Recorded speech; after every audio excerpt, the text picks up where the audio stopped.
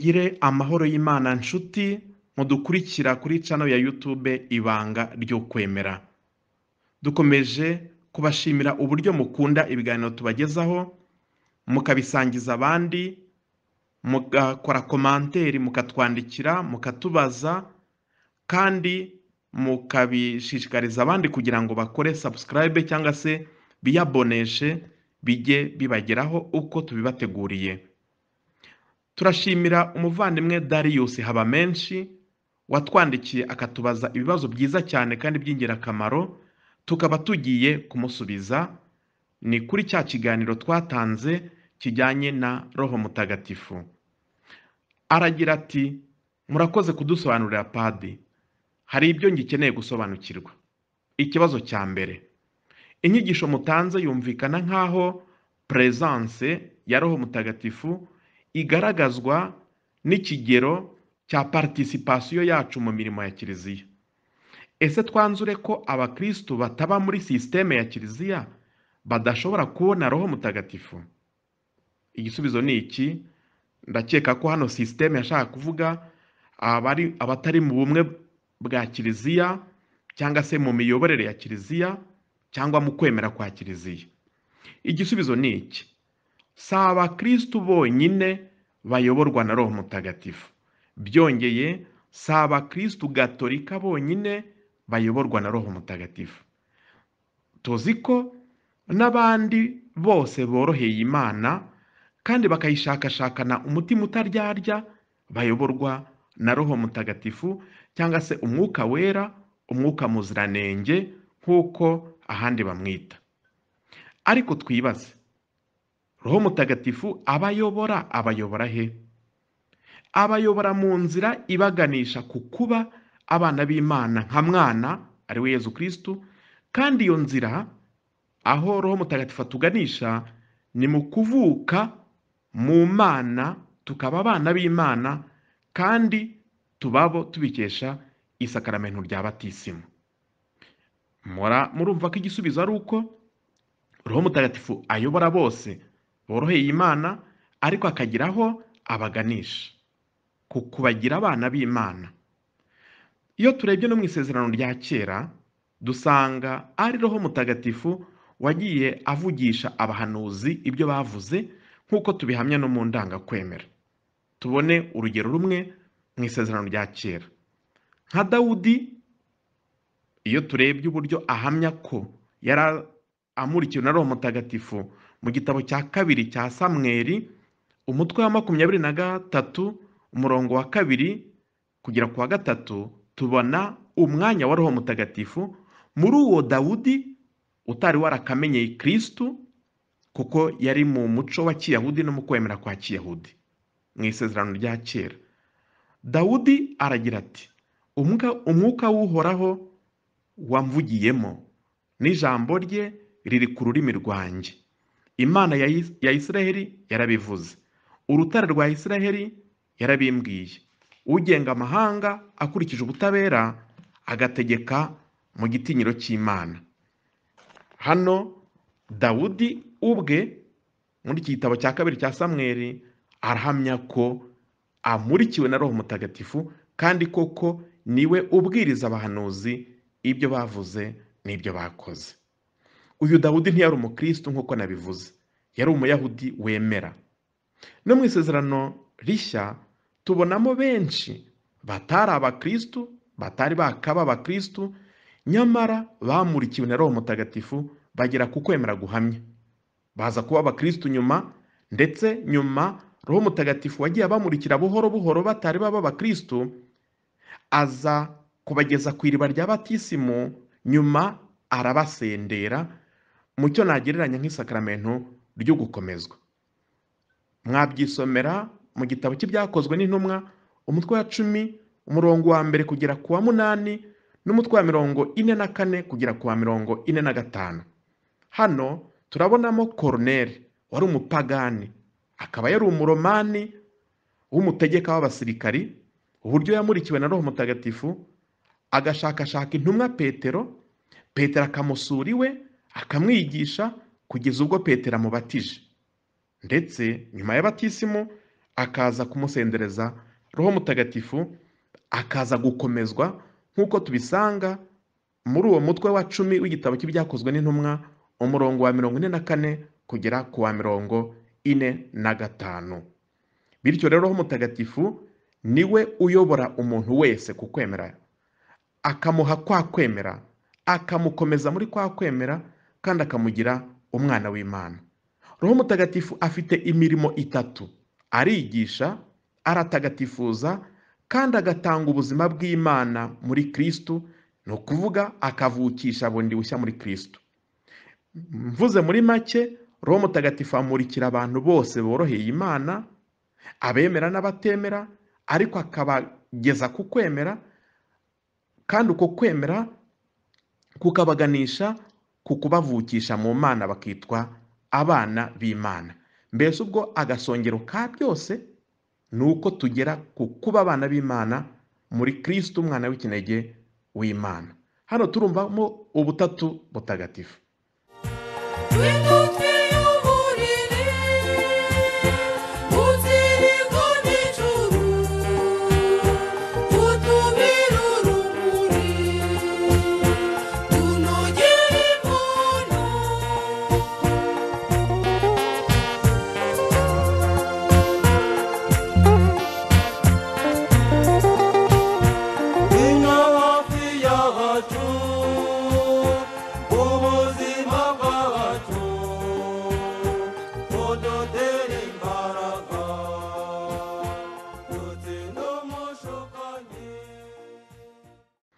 Ikibazo cya kabiri.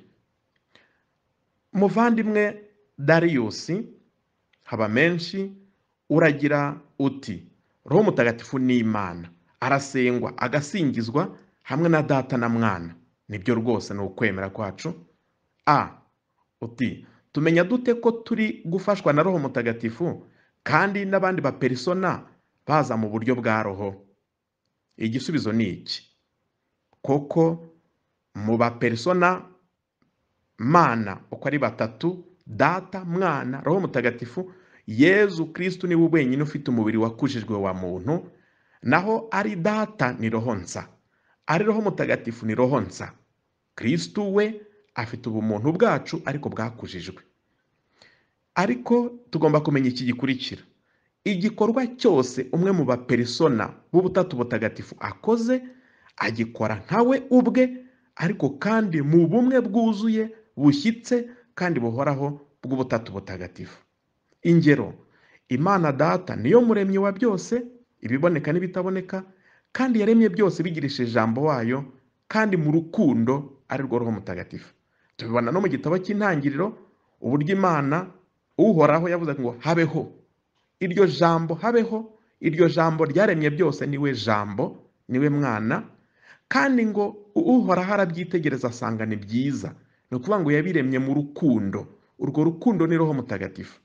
Imana Data niyo muremyi, ariko irema yunze ubumwe na jambo wayo Yezu Kristo Mwana, kandi ibyo iremye biba ari byiza kuko ibirema mu rukundo, ari we Roho Mutagatifu rukundo. Urundi rugero: ni Kristo wigize umuntu, ntago ari Data wigize umuntu, si Roho Mutagatifu wigize umuntu.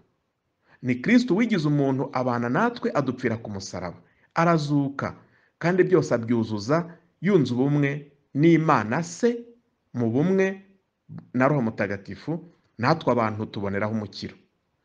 Kuri Pentekoste ni Roho Mutagatifu wamanukiye mu mitima y'intumwa, ntago ari Data, nta nubwo ari Mwana. Ni Roho Mutagatifu wamanukiye mu mitima y'intumwa, ariko kandi aza aturuka kuri Data na Mwana, kandi bunze ubumwe. No kuvuga ngo niba akomokaho. Data ni nyir'ubutagatifu, akaba na muremyi, akaba na soko y'ubutungane. Yezu Kristo niwe Mwana wa Data, kandi akaberaho gucungura ibyaremwe na Data. Naho Roho Mutagatifu atagatifuza bimwe byaremwe na Data, kandi bigacungurwa na Kristo ari we Mwana, ku buryo buri wese icyo akora agikora nk'umwihariko we, ariko kandi yunze ubumwe n'abandi ba persona mu butatu butagatifu. Ngicyo igisubizo kandi gishingiye ku ijambo ry'Imana. B. Uragira uti, ese ubufasha bwa Roho Mutagatifu n'ubwa Malayika murinzi bitandukaniye he? Byuzuzanya gute? Igisubizo ni iki. Igisubizo kiri mu ndangakwemera. Roho Mutagatifu atandukanye cyane n'abamarayika ndetse na Malayika murinzi. Roho Mutagatifu ni Imana, ni Nyagasani, ni we utanga ubugingo, kandi ni urukundo ruturuka ku Mana Data na Mwana, kandi rukabahuza bombi iteka ryose rizira intangiriro n'iherezo. Roho Mutagatifu we arasengwa, arasingizwa hamwe n'Imana Data na Mwana, mu gihe Malayika murinzi we si Imana, ni ikiremwa, nawe ahamagariwe kumvira Imana, kuyisingiza, kuyitumikira no kurinda abantu b'Imana, ari nako arinda muri abo bantu b'Imana bwa bugingo Roho w'Imana atanga baba bahawe nyine na Roho Mutagatifu. Ni ukuvuga ngo Malayika murinzi ni nk'umurinzi, ni nk'umusirikare, niko nagereranya, urinda ubuzima Imana Roho Mutagatifu yahaye abemera. Mbese Malayika acunga umutekano w'impano n'ingabire bya Roho Mutagatifu mu bantu. Malayika ntasengwa, ntasingizwa, ntashengererwa, ahubwo ariyambazwa. Turamwiyambaza, kandi nubwo tumwiyambaza, Malayika afatanya natwe gusingiza Imana Data na Mwana na Roho Mutagatifu. Afatanya natwe gusingiza ubutatu butagatifu, ari nabyo dukora iyo turirimba indangakwemera, twifatanye n'abamarayika n'abatagatifu bose duhamya ukwemera. Iyo turirimba Imana nisingizwe mu ijuru, twifatanya n'abamarayika n'abatagatifu bose. Iyo turirimba Nyir'ubutagatifu, twifatanya n'abamarayika n'abatagatifu bose, kugira ngo turangamire Imana imwe mu bapersona batatu.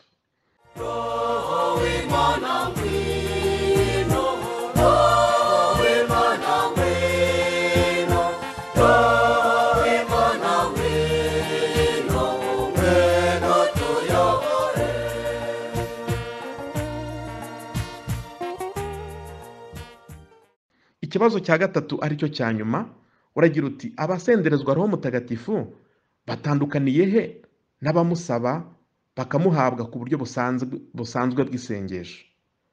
Igisubizo ni iki. Twabonye ko Roho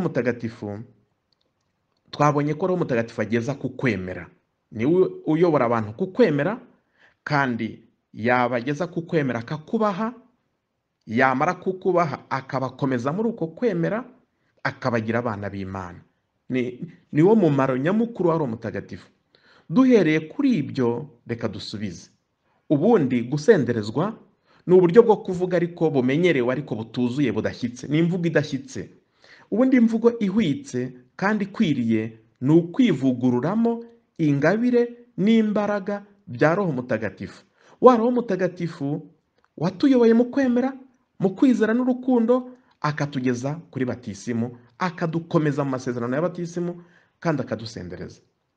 Ku bwa Roho Mutagatifu tugirwa abana b'Imana muri Yezu Kristo, umwana w'ikinege. Bityo iyo tumaze kuvuka mu Mana, Yezu Kristo aba abaye mukuru wacu. Uwo Roho Mutagatifu duhabwa nk'umusogongero muri batisimu, niwe duhabwa mu buryo bushyitse kandi busendereye mu gukomezwa. Iyo dukomejwe rero, Roho Mutagatifu ashyira ikashi idasibangana mu mutima w'uwemera, no kuvuga mu mutima w'uwakomejwe. Icyo twita ugusenderezwa rero ni ukwivugururamo cyangwa se kwibyutsamo za ngabire za Roho Mutagatifu twahawe muri batisimu no mu gukomezwa. Kwivugururamo, umuntu avugurura icyari gihari. Gusenderezwa ntibitanga ingabire nshya cyangwa se indi mibereho idasanzwe.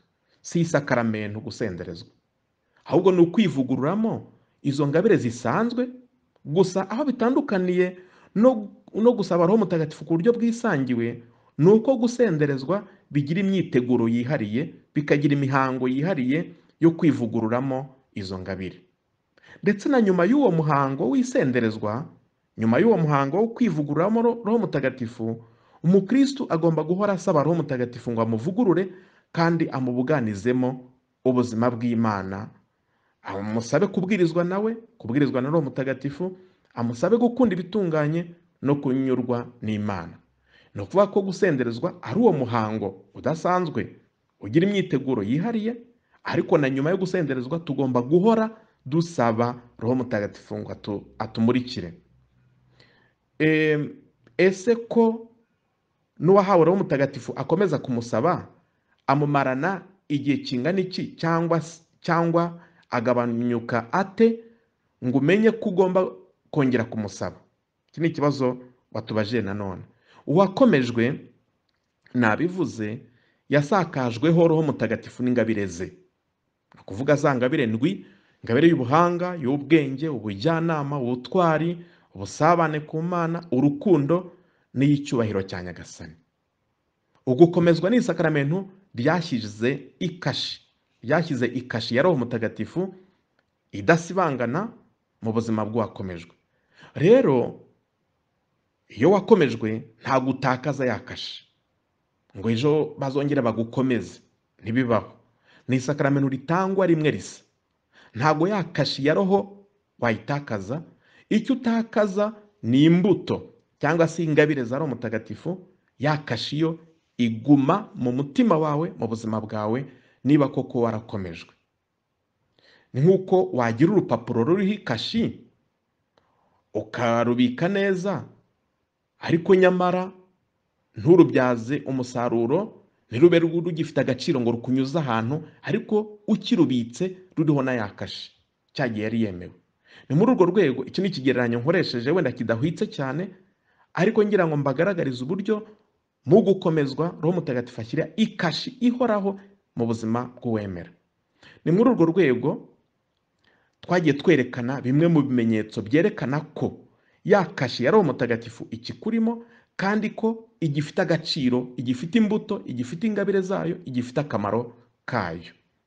Ibyo ntago mbigarukamo kuko narabivuze mu kiganiro cy'ubushize, aho navuze niba ukomeje kuryoherwa n'iby'Imana, gukunda Kiliziya, gukunda abana ba Kiliziya, guhamya ubuvandimwe, kabone n'ubwo haba hari abana ba Kiliziya baguha ingero mbi, bacumura, batakwerera imbuto nk'uko bamwe bakunze kubivuga, ariko wowe ugakomeza gukunda Kiliziya, Roho w'Imana muracyari kumwe na yakashi ikurimo ntiyasibangana.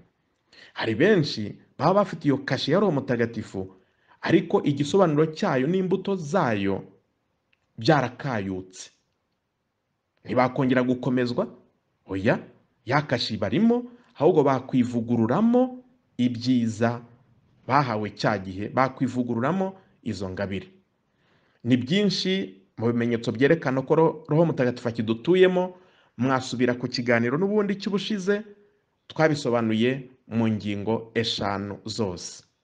Turabashimiye bavandimwe mukunda ibiganiro tubagezaho, mukomeze musangiza abandi ibi biganiro, ari nako mukora abonoma, mubyiyandikishaho, mukora subscribe, kugira ngo ukwemera kwacu gusakare hose. Nyagasani Yezu nabane namwe. Mwari kumwe na Padiri Théophile Niyonsenga.